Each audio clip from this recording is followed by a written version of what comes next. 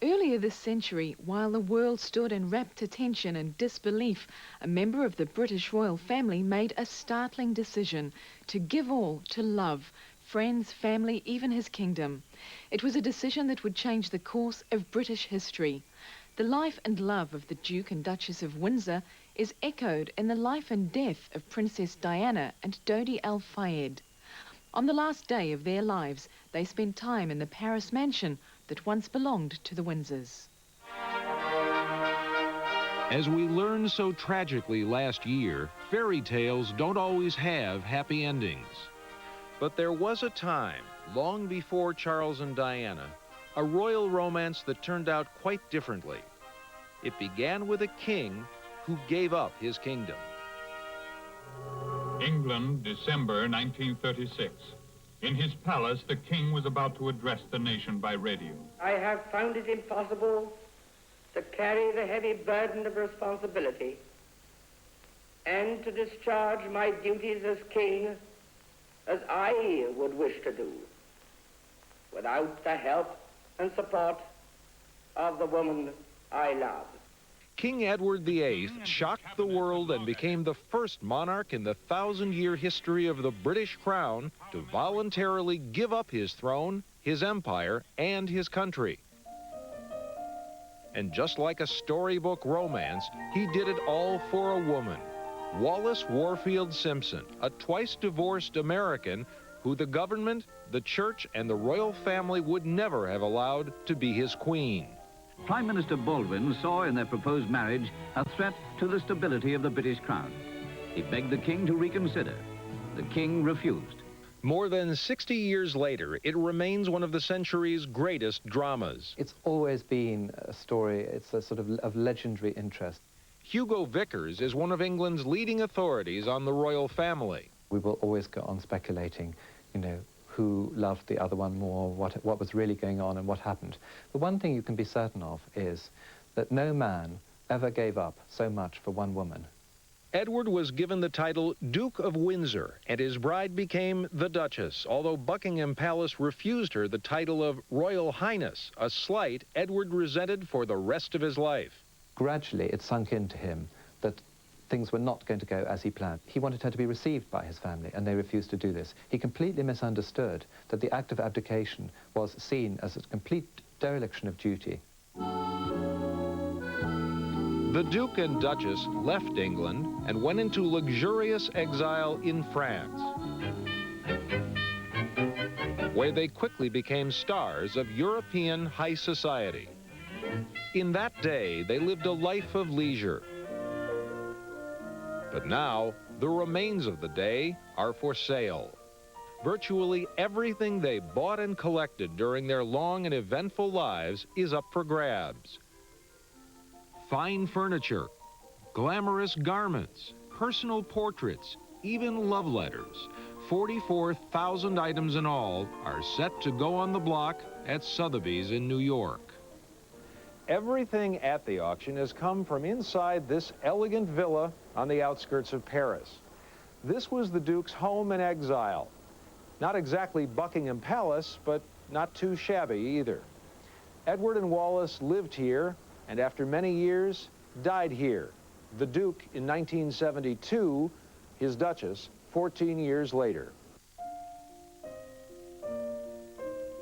Here, Wallis Simpson created a home for the former king that was unmistakably royal. But in her last years, the Duchess was sick and confined to bed, and the exquisite villa went into decline. Socialite C.Z. Guest was a longtime friend of the couple. I think she missed him so. She just collapsed, really. It was terrible, and she had no family. When the Duchess died in 1986, the city of Paris leased the house to a man who promised he'd restore it to its former grandeur. Thank you. He is Mohammed Al Fayed, the colorful and controversial tycoon who owns Harrods department store in London. He's now better known as the father of Dodi, who died with Diana in the crash in Paris. Diana and Dodi had visited here the day of the accident, and it was just weeks before that when the elder Al-Fayed showed us around the Windsor house. When you got the place, it was in a terrible state, and you committed to restoring it. Yeah. And that was not any small project. Absolutely. It took about 4 years to rebuild the place at a cost of $15 million. $15 million? $15 million, because it was nothing. No heating, no plumbing, the ceiling, everything, the roof was leaking. Al-Fayed purchased everything in the house, and then, room by room, he restored it. From the spacious hall with its impressive staircase rising on the left, to the elegant blue and silver salon used by the Windsors for formal receptions, and on to the Duchess's whimsical bathroom designed to resemble a tented pavilion. As promised, Al-Fayed had turned the house into an elegant museum. So why, we wondered, is he now selling off the whole thing? I can't live in this museum forever. I enjoy living it for 10 years. Our life is too short. I want to enjoy the house with my kids. And besides, the proceeds of the auction, which could exceed $7 million, will go to Princess Diana's favorite charities. We have the record here. Diana Brooks, the president of Sotheby's, gave Primetime a first look at some of the many items to be bid on. Some are incredible, others edible. What is this? Well, this is a piece of their wedding cake. 60-year-old wedding cake, yes. The 18th century mahogany desk where the Duke, then King Edward, signed away his throne. There's a red Moroccan dispatch box for official papers. It's stamped, The King. And life-size cotton pillows that look like pugs, the Windsors' favorite dogs.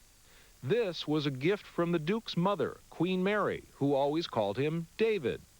This is of particular note because she shunned him for years after his abdication. This is the Bible that he was given on his 8th birthday, and it says, "For darling David, from his loving mama," 1903.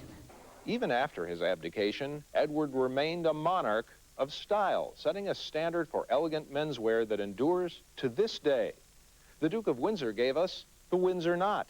And at this auction, you'll see such sartorial splendor as this mourning suit, which Edward wore to marry his mistress in 1937.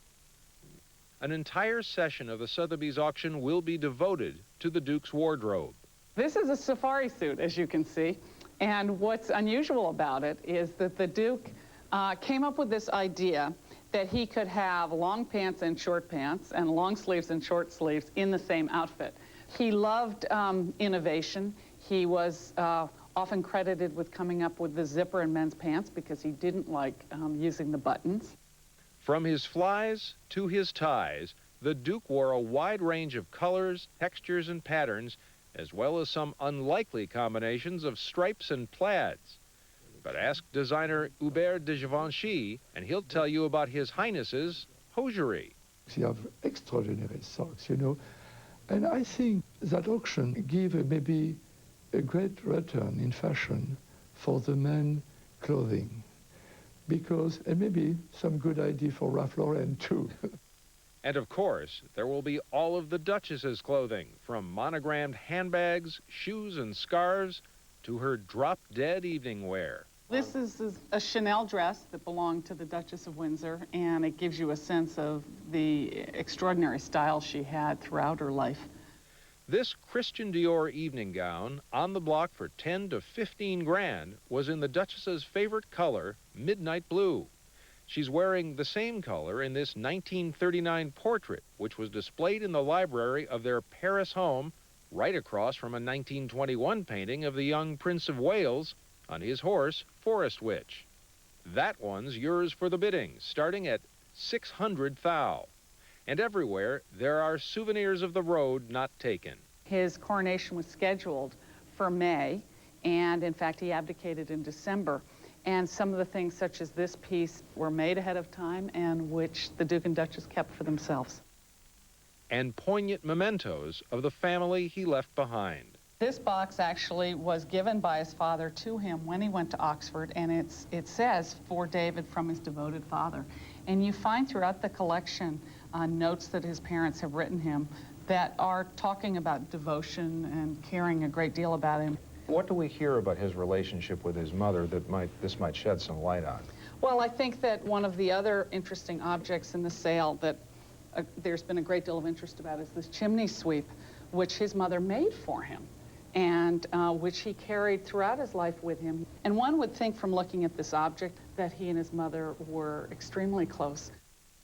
But as we noted earlier, Queen Mary would not see her son from the time he abdicated in 1936 until 1945, when they met again in England, as seen in this photo, one of more than 10,000 in the auction collection. And finally, there are sentimental items from the Windsors' life together, such as this note from the Duchess to the Duke. It reads, "God bless we," the W for Wallace, the E for Edward. This, a symbol they created and used to show their love for each other. I think happiness is a great secret to how you feel and look, perhaps. We've been very happy. With the man who gave up an empire for the woman he loved and never looked back. The auction of the collection of the Duke and Duchess of Windsor is scheduled to start on February the 19th at Sotheby's in New York.